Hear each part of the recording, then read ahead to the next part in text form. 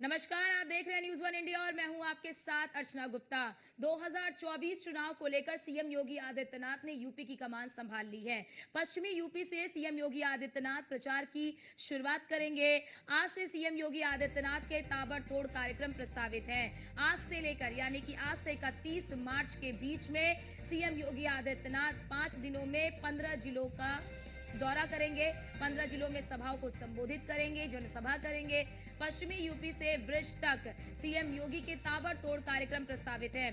आज सीएम योगी आदित्यनाथ मथुरा, मेरठ और गाजियाबाद में कार्यक्रम को संबोधित करते हुए नजर आएंगे। बड़ी बात देखिए ये है कि मेरठ को लेकर, क्योंकि इस बार मेरठ में प्रत्याशी बदला गया है। मेरठ में अरुण गोविल को चुनावी मैदान में उतारा गया है। सिटिंग सांसद राजेंद्र अग्रवाल का टिकट काटा गया है और ऐसे में आप मेरठ की प्रासंगिकता को, मेरठ की महत्वता को आप इस नजरिए से समझ सकते हैं कि बीजेपी के लिए इतना महत्वपूर्ण है कि दूसरे चरण में मेरठ में मतदान होना है। लेकिन प्रचार अभियान की शुरुआत जो है वो हो चुकी है। मथुरा को लेकर भी यानी कि मथुरा से आगाज करेंगे मुख्यमंत्री योगी आदित्यनाथ। प्रबुद्ध सम्मेलन करेंगे और प्रबुद्ध सम्मेलन के जरिए जनता से संवाद स्थापित करेंगे, क्योंकि देखिए इससे पहले भी जब सीएम योगी आदित्यनाथ ने प्रबुद्ध सम्मेलन किया था नगर निकाय के चुनाव में, तो उसमें बीजेपी को उसका फायदा मिला था। और अब देखना ये होगा कि जिस तरह से अब चुनावी अभियान की शुरुआत हो रही है, जिसकी कमान सीएम योगी आदित्यनाथ ने खुद संभाल रखी है और आज से ताबड़तोड़ जो रैलियां हैं, जो जनसभाएं हैं, वो सीएम योगी आदित्यनाथ करते हुए नजर आएंगे,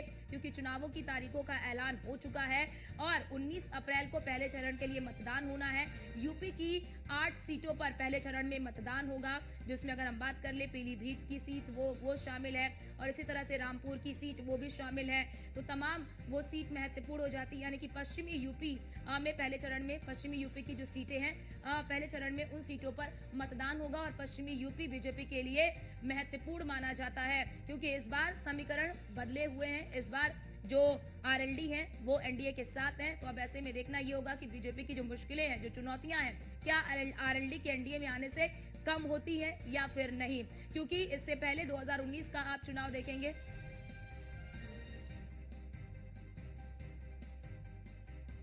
तो बताते चले आपको कि आज से 31 मार्च तक 15 जिलों का दौरा करेंगे मुख्यमंत्री योगी आदित्यनाथ। सीएम योगी आदित्यनाथ ने ये कमान अपने हाथ में संभाल रखी है। मथुरा से इसका आगाज होगा।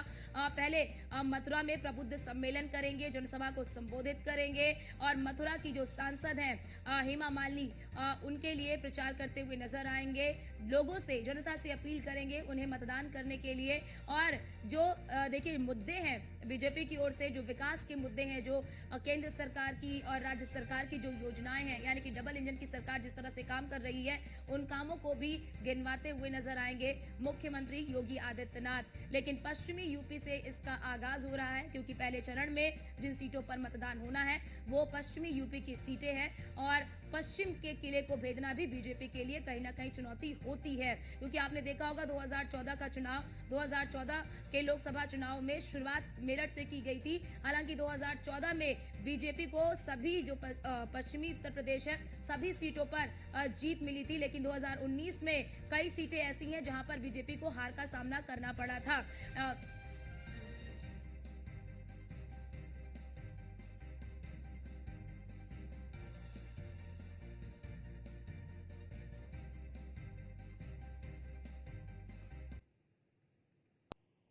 और हमारे साथ हमारे तमाम संवाददाता भी हमारे साथ जुड़ चुके हैं। अतुल शर्मा हमारे साथ मेरठ से जुड़ चुके हैं। महेश सिंह संवाददाता हैं मथुरा से हमारे साथ जुड़ चुके हैं। जितेंद्र गौतम हमारे साथ जुड़ चुके हैं गाजियाबाद से। हम तमाम संवाददाताओं के पास जाएंगे और तमाम जानकारी लेते हैं। पहले रुक कर लेती हूं अतुल का। अतुल, ये बताइए कि सीएम योगी आदित्यनाथ मेरठ कब पहुंचेंगे? देखिए अर्चना, अगर मेरठ की बात की जाए 1 बजे मेरठ पहुंचेंगे मुख्यमंत्री योगी आदित्यनाथ। पहले ब्रज में पहुंचेंगे, ब्रज के बाद मेरठ के दौरे पर रहेंगे, उसके बाद गाजियाबाद में पहुंचेंगे। कहा जा सकता है कि लगातार 5 दिन में 15 जिलों का दौरा करते हुए नजर आएंगे मुख्यमंत्री योगी आदित्यनाथ। प्रबुद्ध सम्मेलन को संबोधित करेंगे। साफ तौर पर देखा जाए तो कहा जा सकता है कि लोकसभा चुनाव की कमान खुद मुख्यमंत्री ने अपने हाथों में ली है। माना जा सकता है कि 24 चुनाव जिस तरह से आगाज हुआ है और अगर बात की जाए चुनाव की तारीखों का ऐलान होने के बाद खुद मुख्यमंत्री सभी जिलों में जाकर के सभाओं कार्यकर्ताओं को संबोधित करेंगे। कहा जा सकता है कि 2024 चुनाव की जिस तरह से टारगेट है बीजेपी की, अगर बात की जाए तो 80 लोकसभा सीटों पर कब्जा हासिल करने के लिए माना जाता है कि उत्तर प्रदेश से ही सिंहासन की तरफ अगर बात की जाए, विजय रथ की बात की जाए तो दिल्ली की तरफ बढ़ता हुआ नजर आता है। जिसने उत्तर प्रदेश में फतेह हासिल की है वही दिल्ली के सिंहासन पर राज करता हुआ नजर आता है। तो उसी के साथ अगर बात की जाए तो कहा जा सकता है कि जिस तरह से पश्चिम उत्तर प्रदेश के गढ़ में मेरठ में आज मुख्यमंत्री जी योगी आदित्यनाथ सभा को संबोधित करते हुए नजर आएंगे। माना जा सकता है कि जिस तरह से प्रबुद्ध जन सम्मेलन है उसको संबोधित करेंगे। कहा जा सकता है कि भारतीय जनता पार्टी के कार्यकर्ताओं को जीत का मूल मंत्र देते हुए नजर आएंगे। उसी के साथ अगर बात की जाए, देखिए पश्चिम उत्तर प्रदेश को जाटों का गढ़ कहा जाता है, किसानों का गढ़ कहा जाता है। उसी बीच अगर बात की जाए तो भारतीय जनता पार्टी के लिए बड़ी चुनौती पश्चिम उत्तर प्रदेश रहता है। उसी के साथ अगर बात की जाए तो कहा जा सकता है कि पश्चिम उत्तर प्रदेश की फिजा को जानने के लिए, जमीनी हकीकत जानने के लिए, किस तरह से यहाँ पर जो सीट है उस पर कब्जा हासिल किया जाए, उन सभी बिल्कुल, गहन बिल्कुल, जो बिल्कुल मुद्दे अतुल, हैं और उन कहीं पर न चर्चा कहीं करने यही के लिए एक बड़ा कारण भी है कि हम देखते हैं कि हमेशा पश्चिमी यूपी को लेकर बीजेपी काफ़ी संजीदा नज़र आती है। हर रिपोर्ट कार्ड को खुद ही मुआयना करती है बीजेपी, और सीएम योगी आदित्यनाथ भी समय-समय पर दौरा करते रहते हैं। आप हमारे साथ बने रहिए, हमारे साथ मथुरा से भी हमारे संवाददाता महेश जुड़े हुए हैं। महेश, ज़रा ये बताइए सीएम योगी आदित्यनाथ कब मथुरा पहुँचेंगे? क्योंकि आगाज़ मथुरा से ही होना है। प्रबुद्ध सम्मेलन को संबोधित करेंगे और इस प्रबुद्ध सम्मेलन से बीजेपी को कितना लाभ मिलेगा चुनाव में?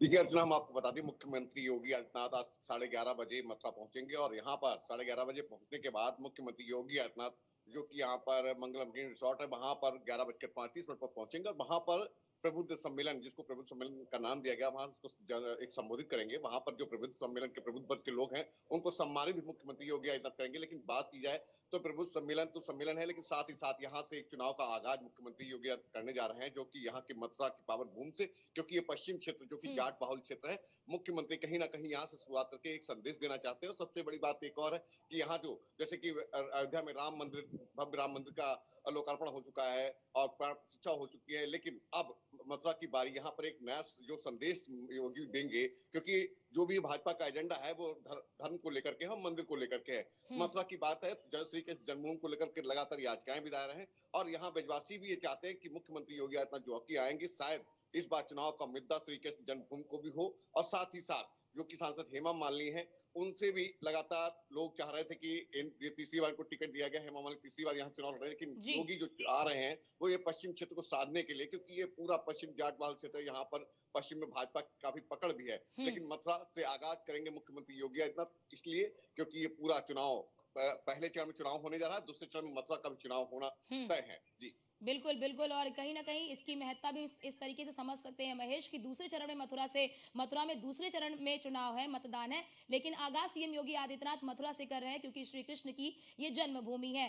जितेंद्र भी हमारे साथ जुड़े हुए हैं, बताते चले कि गाज़ियाबाद से। जितेंद्र, गाज़ियाबाद में किस तरह की तैयारी, क्योंकि गाज़ियाबाद में इस बार भी समीकरण बदले हैं क्योंकि वहाँ पर भी प्रत्याशी बदला गया है।